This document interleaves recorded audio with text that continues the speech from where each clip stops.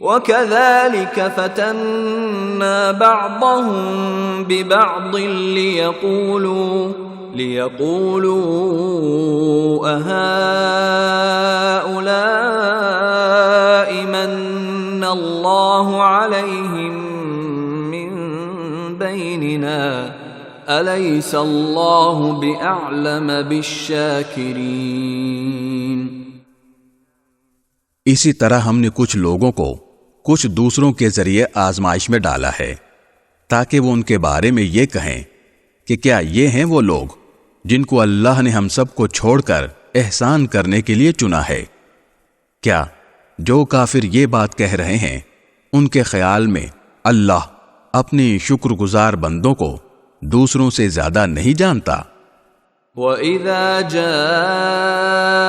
الَّذِينَ يُؤْمِنُونَ بِآيَاتِنَا فَقُلْ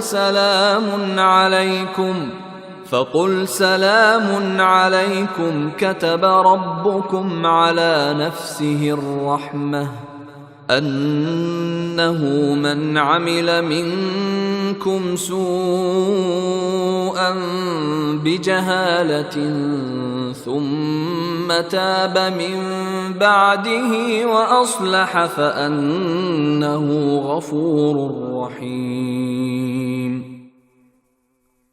اور جب تمہارے پاس وہ لوگ آئیں جو ہماری آیتوں پر ایمان رکھتے ہیں تو ان سے کہو سلامتی ہو تم پر، تمہارے پروردگار نے اپنے اوپر رحمت کا یہ معاملہ کرنا لازم کر لیا ہے کہ اگر تم میں سے کوئی نادانی سے کوئی برا کام کر بیٹھے پھر اس کے بعد توبہ کر لے اور اپنی اصلاح کر لے تو اللہ بہت بخشنے والا بڑا مہربان ہے۔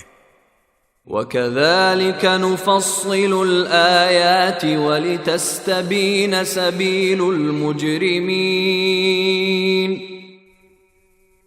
اور ہم اسی طرح نشانیاں تفصیل کے ساتھ بیان کرتے ہیں تاکہ سیدھا راستہ بھی واضح ہو جائے اور تاکہ مجرموں کا راستہ بھی کھل کر سامنے آ جائے۔